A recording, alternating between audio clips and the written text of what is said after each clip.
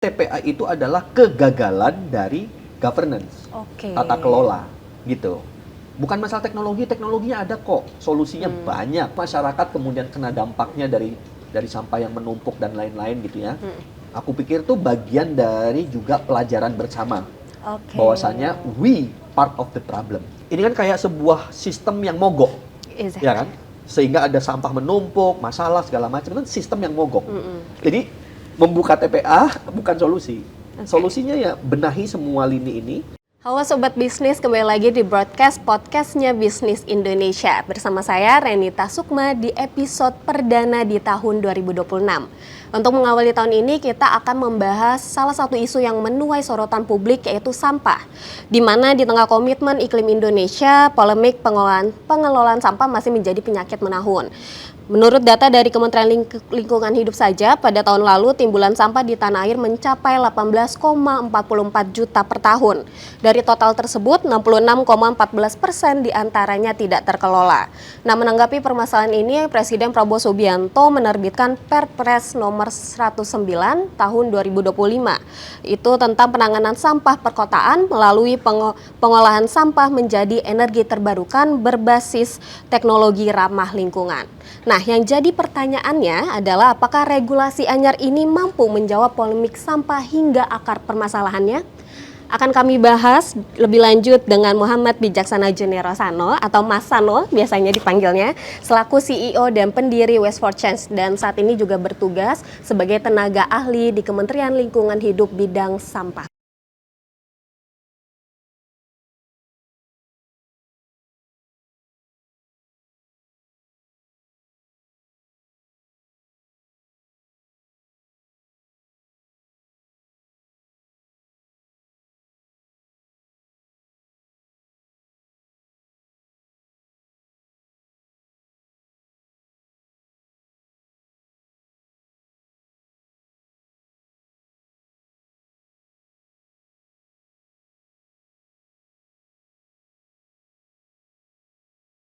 Halo, apa kabar Mas Sano? Baik, Kak Rere. Selamat tahun baru 2026. Sama-sama, terima kasih rekan-rekan Bisnis Indonesia.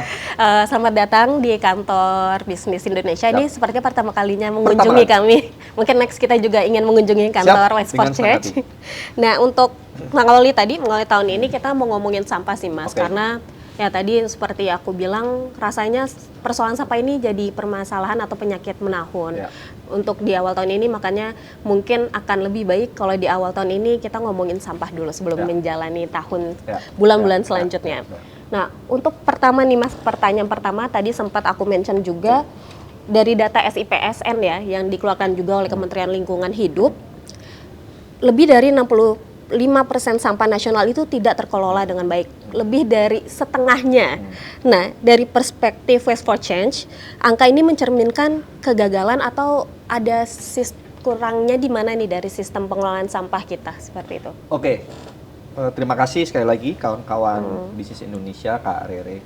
Ini masalah sampah di awal tahun kita dibombardir ya oleh banyak sekali pemberitaan di kawan-kawan Tangerang Selatan yang per hari ini kita lagi ngobrol, sampahnya membludak di mana-mana. Depok juga sama. Bali ini TPA-nya juga penuh, Kak Rere. Dan ini memang menjadi simptom atau gejala yang hampir terjadi di semua tempat ya. Sebenarnya ini karena kita secara berbangsa dan bernegara, artinya bukan hanya pemerintah ya, termasuk stakeholder semuanya, memang masih punya PR besar sekali terkait isu persampahan ini. Data yang tadi di SIPSN, karena aku sekarang juga membantu Pak Menteri, Pak Menteri itu mau melihat data lebih realistik lagi. Karena SIPSN itu self submission. Jadi disubmit oleh kota kabupaten untuk kemudian angkanya kemudian muncul ke SIPSN. Nah, tahun lalu Pak Menteri melakukan verifikasi. Nah, jadi timnya turun ke semua kota kabupaten melihat dan segala macam. Nah, ternyata yang terkelola baru 27%. Jadi lebih dari 60% itu tadi. Jadi 73% belum terkelola. Jadi jauh lebih worse. Itu baseline di Desember 2025 ya. Nah, jadi cerminan apa ini? Memang lagi-lagi ini cerminan kita bersama-sama masih belum berhasil ya untuk menyelesaikan secara akar masalah. Karena gejala-gejala ini muncul berulang-ulang tadi. Statement yang sangat bagus dari Kak Rere adalah masalah menahun, terus-terusan muncul, nggak selesai-selesai dan lain-lain. Jadi secara fundamental kita harus lihat permasalahannya apa. Ya. Kalau dari pelajaran dan pengalamanku selama ini bergerak di bidang pengolahan sampah, ini perihal tata kelola Kak Rere. Governance. Jadi bukan perihal teknologi. Bahwasannya kemarin ada Perpres 109 terkait 2025. waste to energy. Itu salah satu opsi teknologi dan salah satu opsi technicality untuk mengatasi masalah sampah. Dan itu belum bisa menyelesaikan 100% masalah sampah di Indonesia karena dia punya prasyarat untuk wilayah yang punya sampah 1.000 ton ke atas.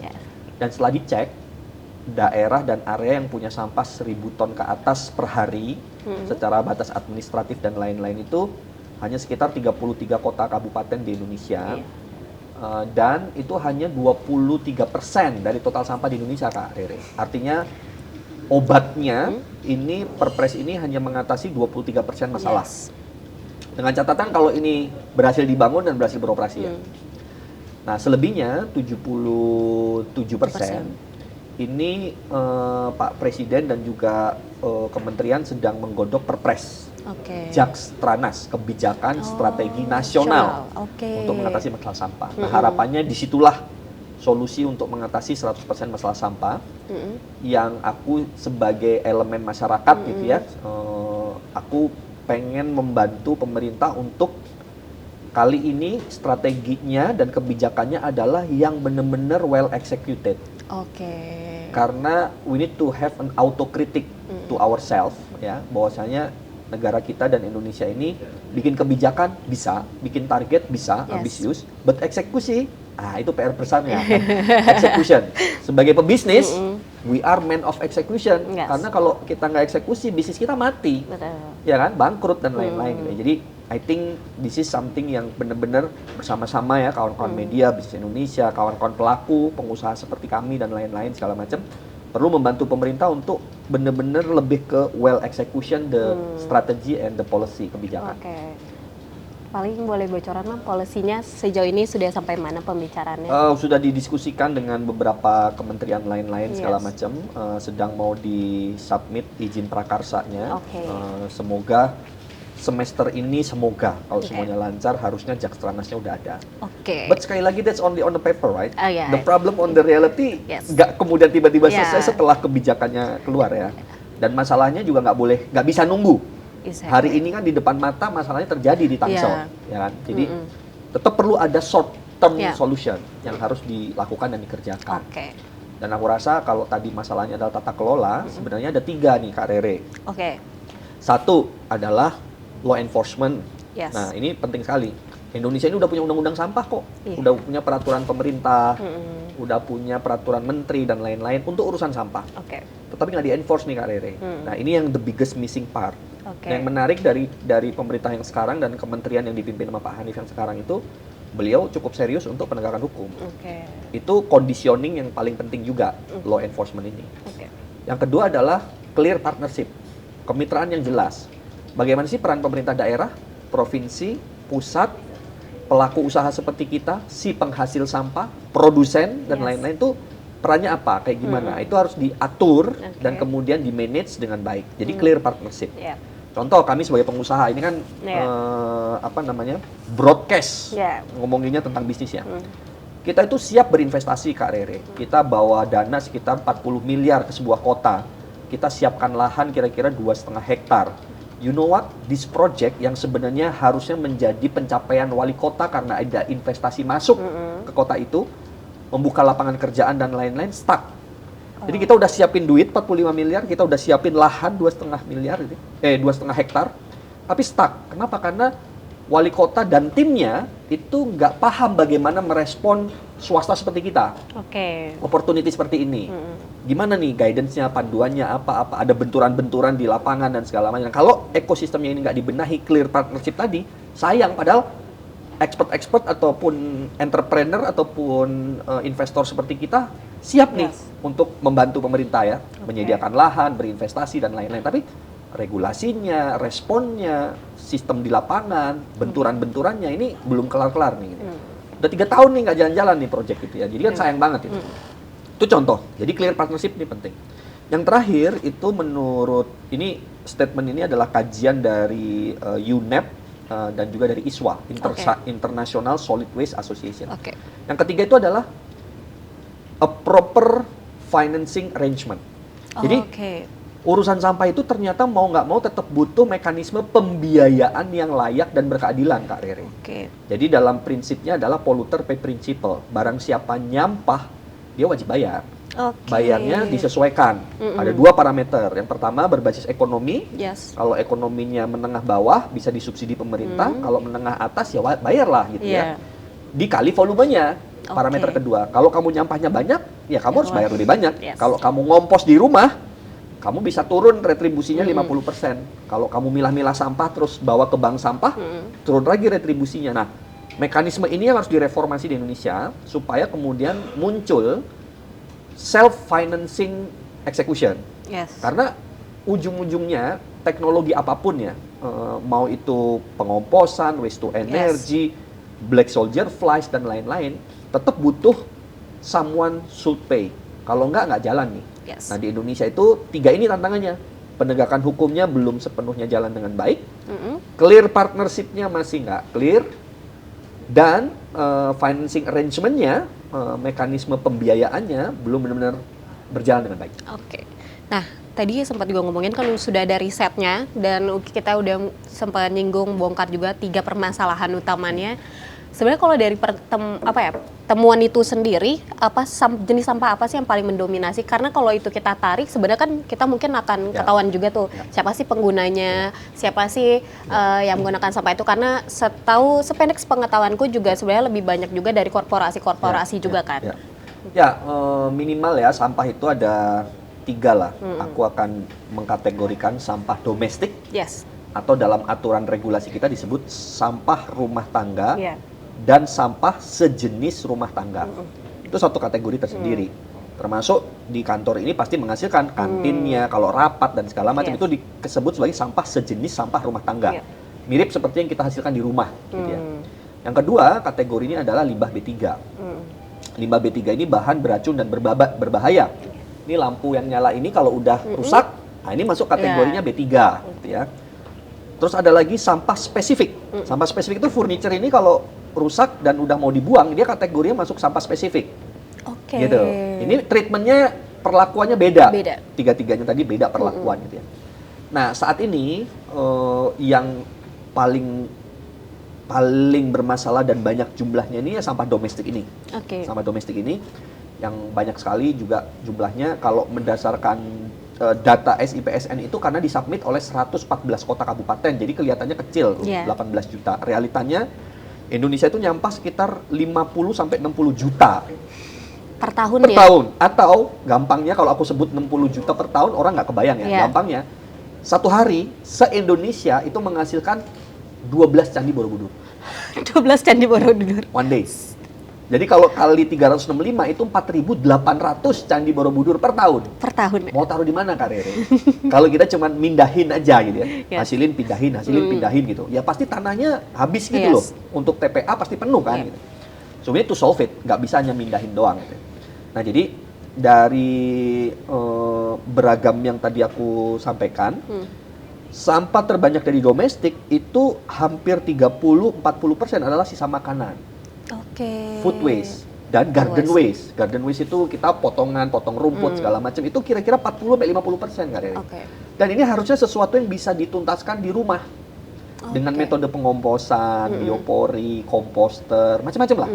Tinggal bagaimana regulasi mendorong, memaksa supaya masyarakat itu satu pilah sampah. Secara regulasi sudah ada pasal-pasalnya, tapi law enforcement-nya nggak ada. Balik lagi ya tadi law enforcement. Kedua, nge-push supaya sampah-sampah organik ini sedekat mungkin dengan tempat dihasilkannya diselesaikan. Karena kalau diselesai 50% selesai Kak Rere. 50% sampah itu selesai. Nah yang kedua itu high value material. High value material itu kertas, plastik botol PET, aluminium, besi, kardus dan lain-lain segala macam ini dicari orang. Ini dicari orang, ini bukan sesuatu yang bermasalah. Kalau ini dipilah, semua orang pada happy menerima ini. Yes. Baru sekitar residu ini 20-30%. Nah, residu 20-30% ini yang sebenarnya menurut aturan tahun 2026 TPA hanya boleh menerima residu. Oke. Itu ada regulasinya tahun ini. Jadi harusnya sampah organik diselesaikan Dulu. dengan berbagai solusi. Anorganik yang bisa didaur ulang, dikirim ke mitra-mitra daur ulang, bank sampah, pengepul dan lain-lainnya. Baru residu sekitar 20-30% dibawa ke TPA. You can imagine kalau kemudian ini kita enforce, tangsel, itu yang numpuk cuma 30%, residu aja. Karena yang 70% udah tuntas gitu loh. Nah 30% ini yang kemudian butuh tempat kan dikirimnya. Nah kira-kira secara komposisi seperti itu, sampah. Tadi juga sempat ngomongin yang di Tangsel, kita mungkin rada nyinggung sedikit ya kasus terbaru atau yang sampai menuai berbagai sorotan, semua di medsos ngomongin itu Cipecang ya, TPA Cipecang. Itu kan karena tadi tumpukan sampah, akhirnya mau tidak mau ditutup. Dan masalahnya TPA Cipecang tuh bukan yang pertama kayak gitu. TPA kepenuhan sampai akhirnya harus ditutup dan ya masyarakat juga kebingungan mau ditaruh di mana sampahnya. Bahkan sampai di poin seringkali ada longsor, sampah longsor. Dari Mas sendiri yang mungkin memang memiliki keahlian di bidangnya, Mas melihatnya seperti apa sih Mas permasalahan ini? Ya lagi-lagi balik lagi, ini perihal governance Kak Rere. Karena kalau kita enforce, kejadian TPA ini nggak akan terjadi. Karena regulasinya ada. Satu, TPA open dumping dilarang oleh undang-undang sejak 2008, dikasih batas waktu 5 tahun. Berarti harusnya 2013 praktek hanya numpuk sampah itu disebut open dumping. Numpuk sampah. Itu adalah praktek yang sudah dilarang sejak 2013. Itu batas waktu terakhir. Artinya kita sudah membolehkan praktek yang melanggar hukum ini selama 12 tahun. Gitu ya. Jadi makanya kalau misalkan kita menegakkan hukum, terus kemudian kita paksa untuk berubah, orang akan cari solusi. Karena selama ini tidak pernah dipaksa, ya orang ini nggak ada konsekuensinya bagiku, ya udah tumpuk aja, tumpuk gitu. Akhirnya yang menggunung, meledak, penuh, longsor dan lain-lainnya. Padahal kalau misalkan TPA open dumping itu udah ditutup sejak 2013, maka mindset semua stakeholder akan mencari solusi sampah ini harus diapain. Harus seperti apa? Sejak 2013. Bahkan harusnya sejak 2008. Karena dikasih waktu 5 tahun. Ya. Maka sebenarnya TPA itu adalah kegagalan dari governance, tata kelola, gitu. Bukan masalah teknologi, teknologinya ada kok, solusinya banyak. Ada landfill mining, ada waste to energy, ada BSF, pengomposan, macam-macam, daur ulang segala macam. Tapi semua solusi-solusi teknikal ini jadi kayak nggak dibutuhkan. Ribet amat, tinggal tumpuk aja lah, nggak ada konsekuensinya kok gitu loh. Jadi that's the core problem governance tadi gitu ya, yang ada 3 tadi gitu, law enforcement, clear partnership, sama arrangement pembiayaannya. Karena kalau mau ngelola TPA dengan proper, baik dan benar, itu butuh sekitar 250.000 per ton TPA. Di Indonesia, rata-rata biaya ngelola TPA itu cuma 70.000 per ton. Jadi gapnya ada sekitar 4 kali lipat lah, 3 sampai 4 kali lipat gapnya.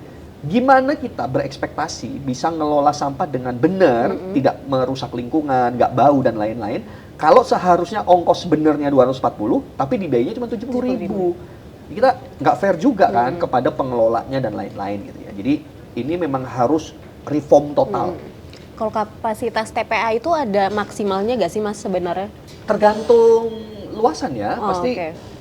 Bantar Gebang itu 110 hektar. Hari ini udah penuh, 110 hektar untuk sampahnya warga DKI Jakarta. Kalau kita pakai parameter Borobudur tadi, se-DKI Jakarta 2 hari 1 candi.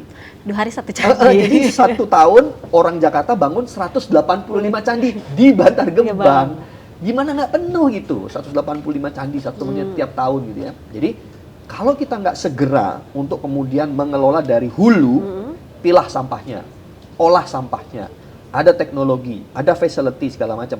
Terakhir hanya residu ke TPA di bawah 30%. Gitu. Jadi yang tadinya 180, 30%-nya cuma 40-50-an per tahun gitu ya.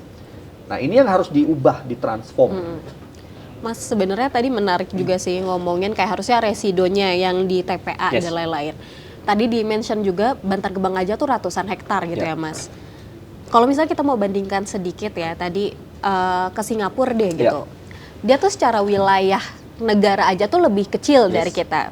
I mean ini sepenangkapan aku sebagai orang awam ya. Kalau mau hitung-hitungan orang awam, Indonesia tuh sangat luas seperti itu. Kita punya lahan yang luas. Bantar Gebang saja ratusan hektar.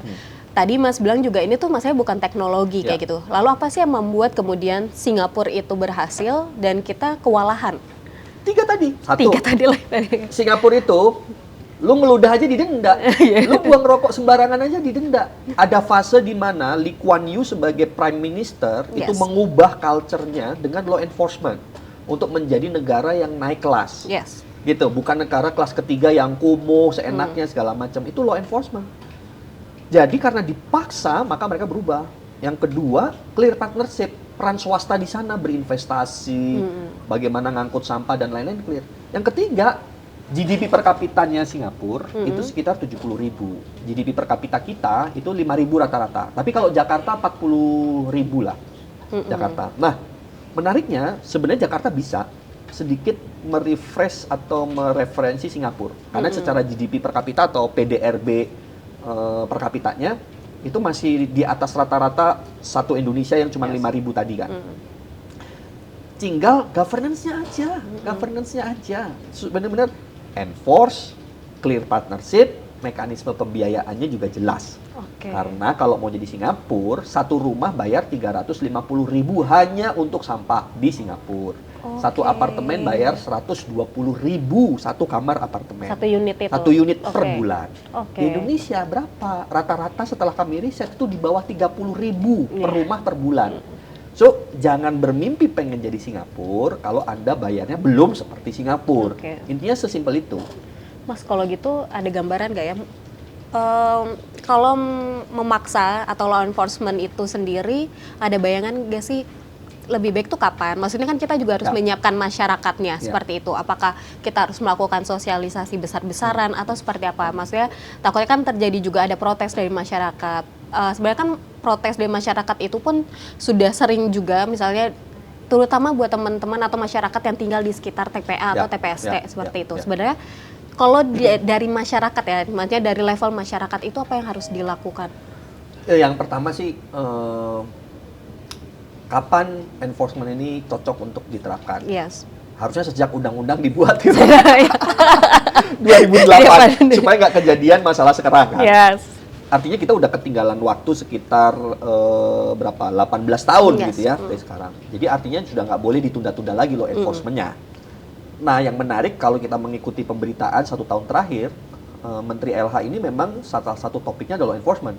TPA open dumping itu melanggar undang-undang, tidak boleh dan wajib ditutup. Harus ditransformasi menjadi sanitary landfill atau controlled landfill supaya sesuai dengan undang-undang, peraturan pemerintah dan lain-lain. Nah, paksaan-paksaan pemerintah ini adalah conditioning. Conditioning supaya muncul urgency, muncul emergency, dan muncul needs terhadap solusi-solusi yang lebih baik. Bahwasanya nggak siap, nggak akan pernah siap kalau kemudian kita tunggu siap. Jadi artinya, ya sudah, di-push, diberi waktu 6 bulan untuk berubah, belum selesai diperpanjang lagi, dan lain-lainnya gitu ya. Nah, bahwasanya masyarakat kemudian kena dampaknya dari sampah yang menumpuk dan lain-lain gitu ya. Aku pikir itu bagian dari juga pelajaran bersama. Bahwasanya we part of the problem. Lawang kita coba. Berapa sih yang memang benar-benar tertib memilah sampah di rumah?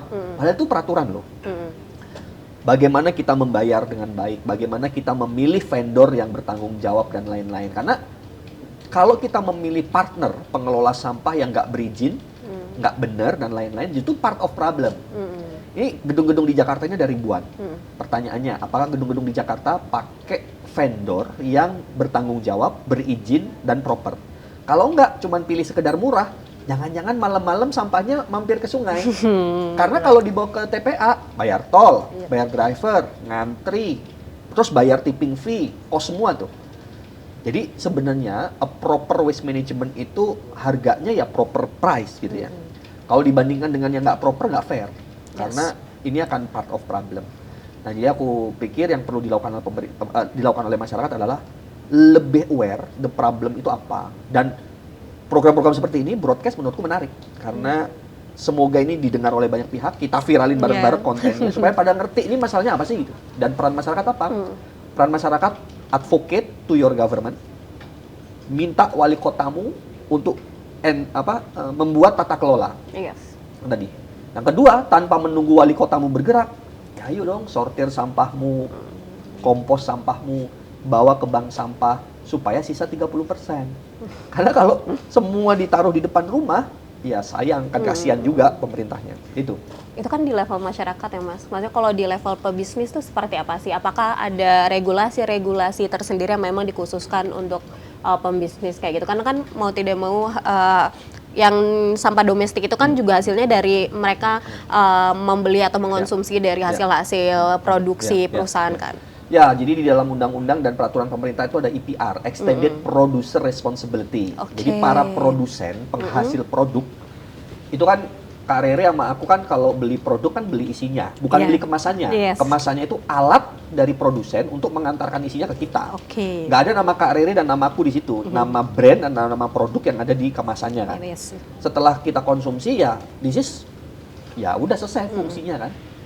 Nah ini ada peraturan namanya perpanjangan tanggung jawab produsen, extended producer responsibility, di mana produsen perlu bertanggung jawab sama kemasan-kemasan yang mereka produksi, yang kemudian setelah selesai mengantarkan produknya kepada konsumen itu harus dipertanggungjawabkan. Caranya ada take back, diambil kembali, didaur ulang dan lain-lain. Dan itu udah ada peraturan menterinya P75 2019. Lagi-lagi masalahnya apa? Law enforcement. Dari semua produsen yang ribuan di Indonesia ini, yang benar-benar patuh mengirim rencananya dan lain-lain di bawah 100. Gitu. Jadi I think we need to advocate, help, bahkan juga bersuara lebih lantang kepada pemerintah untuk ayo dong di-enforce dong, nunggu apa sih gitu. Karena kalau nggak kelar-kelar. Produsen-produsen ini harus ikut bertanggung jawab terhadap kemasan-kemasan yang diciptakan. Gitu.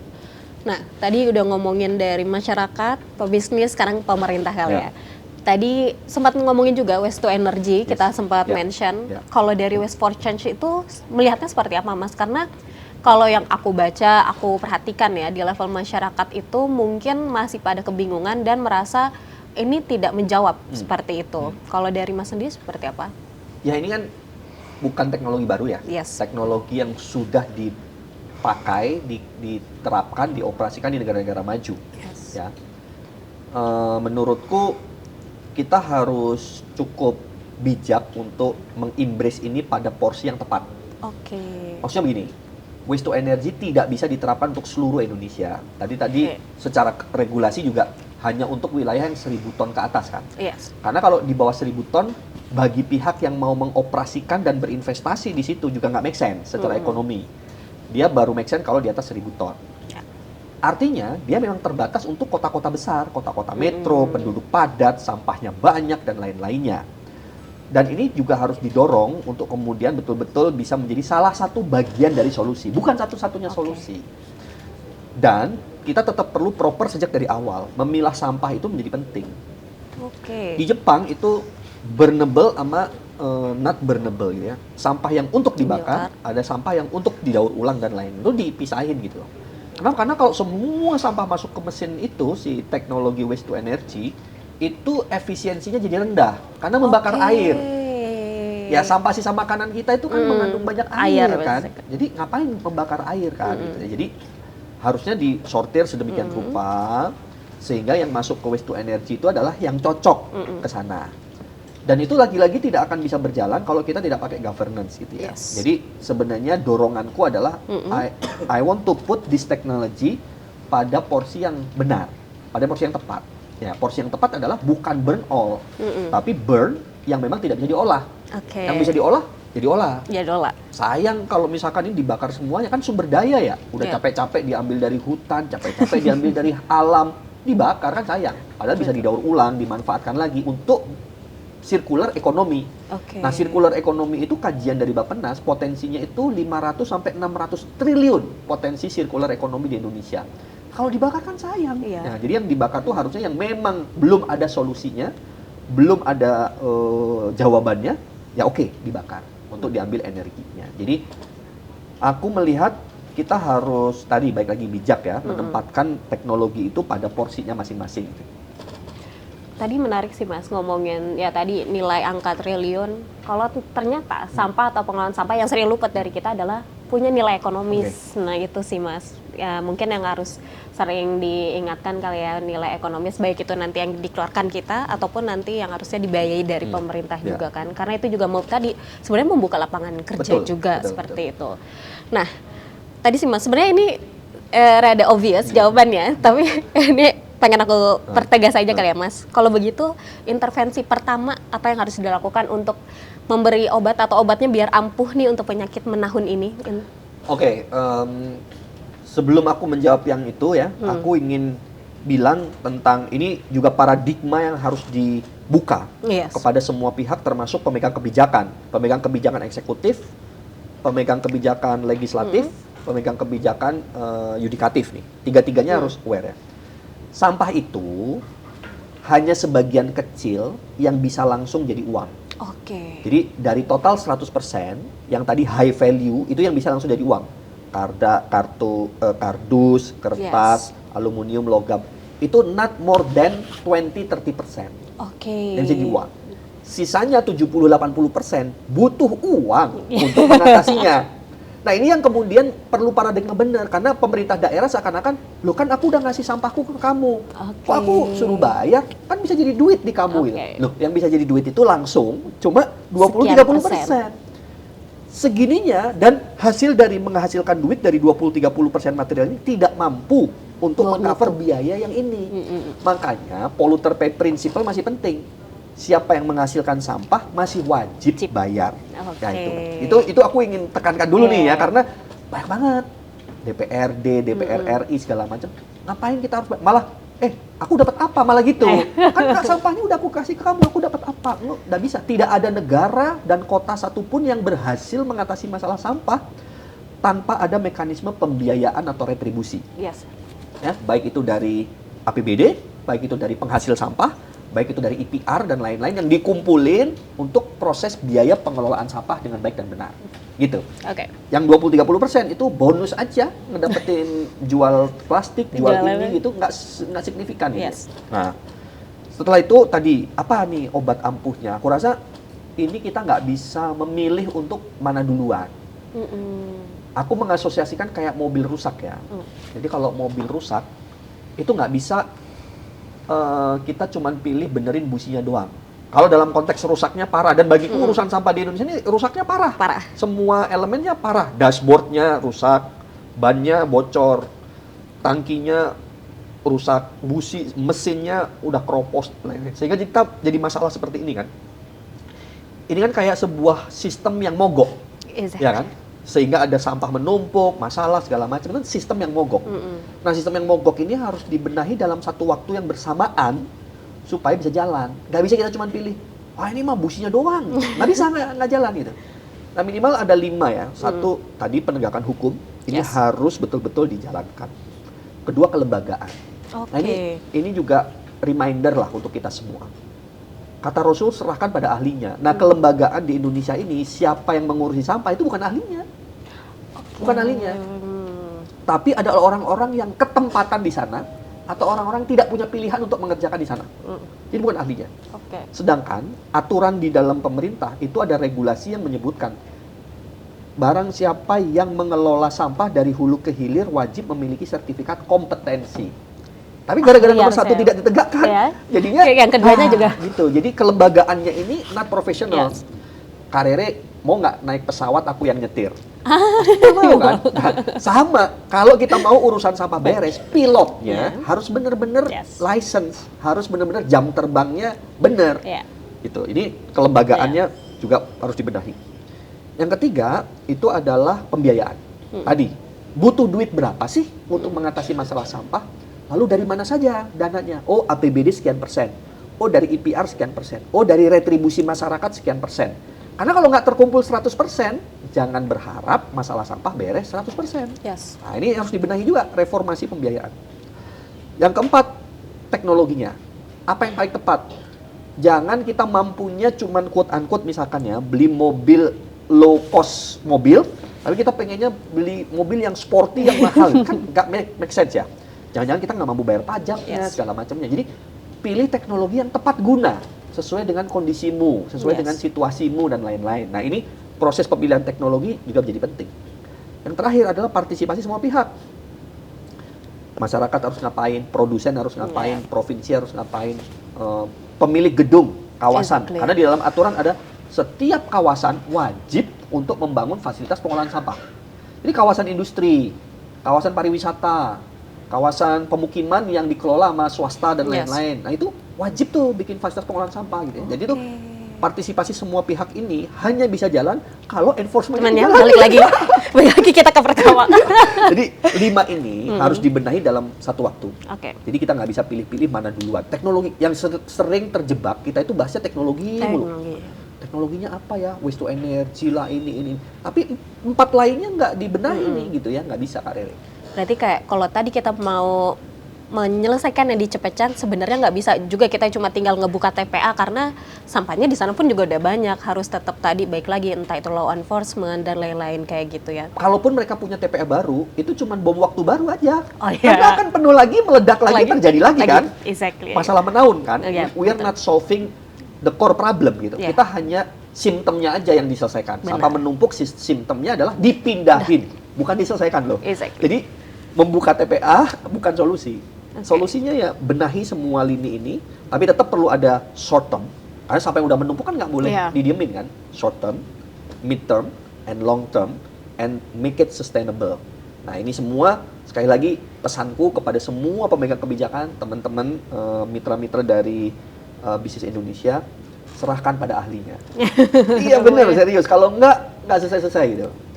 Terima kasih banyak Mas Sano, tadi sangat menarik. Tadi mungkin teman-teman berarti kalau peran kita mungkin advocate, dan untuk pemerintah ya tadi kita harus mau nggak mau sudah harus mulai menerapkan undang-undang yang sebenarnya udah dibuat dari beberapa tahun yang lalu kayak gitu ya. Kita mengawasi dan law enforcement tadi balik lagi, dan itu ternyata nggak bisa pilih-pilih. Kita cuma bisa pilih-pilih sampah tapi nggak bisa pilih-pilih solusinya kayak gitu. 5 tadi harus kita gerakan bareng-bareng kayak. Itu dia tadi Sobat Bisnis bersama Mas Sono, kita udah ngomongin pengolahan sampah dari hulu ke hilir yang tadi. Kita bisa pilih-pilih sampah tapi nggak bisa pilih-pilih solusi. Semuanya harus kita kerjakan, dan mungkin ya peran kita tadi advocate, dan untuk pemerintah law enforcement tolong terapkan undang-undang yang sudah sebenarnya ditetapkan itu dari beberapa tahun lalu kayak gitu. Terima kasih Mas Sano. Sampai jumpa lagi. Sampai jumpa Sobat Bisnis. Kembali lagi nanti di broadcast podcastnya Bisnis Indonesia di next episode. Dadah. Mas Bulet. Terima kasih banyak. Mohon maaf mengganggu.